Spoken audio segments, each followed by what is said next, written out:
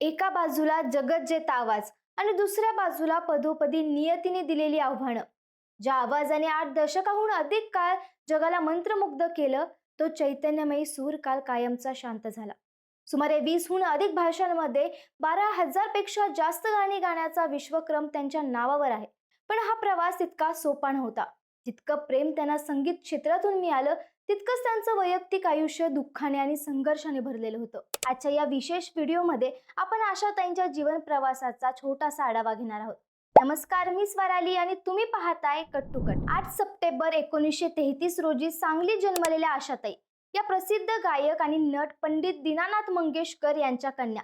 घरातूनच संगीताचा वारसा मिळाला असला तरी सुखाचे दिवस फार काळ टिकले नाहीत. आशाताई अवघ्या 9 वर्षाच्या असतानाच वडिलांचं निधन झालं.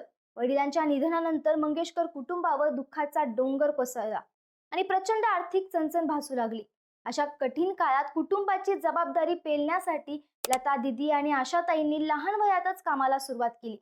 वयाच्या 10व्या वर्षी 1943 मध्ये माझा बाळ या मराठी चित्रपटातून त्यांनी आपला पहिला सूर छेडला. त्यानंतर 1949 मध्ये रात की राणी या चित्रपटातून त्यांना पहिला हिंदी सोलो ब्रेक मिळाला.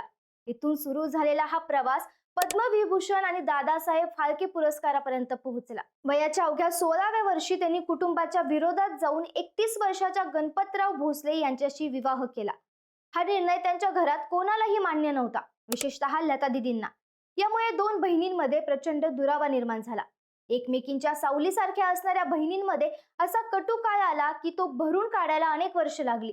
स्वतः आशाताईंनी एका मुलाखतीत कबूल केले होते की एक काळ असा होता जेव्हा त्यांच्यात बोलणंही बंद झालं होतं. लताताईंना वाटत होतं की तो माणूस आशाताईंसाठी योग्य नाही आणि अर्थात लता दिदींचं हे वाटणं खरं ठरलं. लग्नाच्या 11 वर्षानंतर त्यांचा संसार मोडला.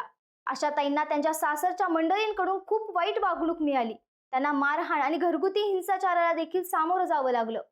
याच जाचाला कंटाळून अखेर एके दिवशी त्यांनी मुलांना सोबत घेऊन पतीचं घर सोडलं. एका बाजूला घरच्यांशी बोलणं बंद होतं आणि दुसऱ्या बाजूला पदरात मुलं आणि हातात काम देखील नव्हतं. या अत्यंत कठीण काळात त्यांनी स्वतःला सावरलं आणि केवळ आपल्या मुलांसाठी पुन्हा संगीतात झोकून दिलं. पहिल्या लग्नानंतर जवळपास 20 वर्ष आशाताईंनी एकट्याने आयुष्य व्यतीत केलं.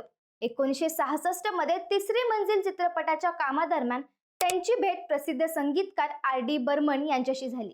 कामाच्या ओघात दोघांमध्ये घट्ट मैत्री झाली. हळूहळू प्रेमही झालं. R.D. बर्मन यांनी लग्नाचा प्रस्ताव मांडला. आशाताईंनी त्याला होकारही दिला आणि 1980 मध्ये वयाच्या 47व्या वर्षी आशाताईंनी त्यांच्याशी दुसरं लग्न केलं.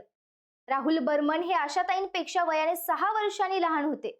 मात्र या जोडीने बॉलिवूडला असंख्य सुपरहिट गाणी दिली, पण हे सुखही नियतीने त्यांच्याकडून हिरावून घेतलं. 1994 मध्ये राहुल बर्मन यांचं निधन झालं. आशाताईंच्या आयुष्यातील दुःख संपत नव्हतं. त्यांचा मोठा मुलगा हेमंत भोसले हे संगीतकार होते, पण 2015 मध्ये कॅन्सरमुळे त्यांचं देखील निधन झालं. तर त्यांची कन्या वर्षा भोसले ज्या पत्रकार होत्या त्यांनी 2012 मध्ये आत्महत्या केली. पोटच्या 2 मुलांचे निधन पाहणं हे कोणत्याही आईसाठी सर्वात मोठं दुःख असतं. पण इतके आघात सोसूनही आशाताईंनी आपल्या कामात कधीही खंड पडू दिला नाही.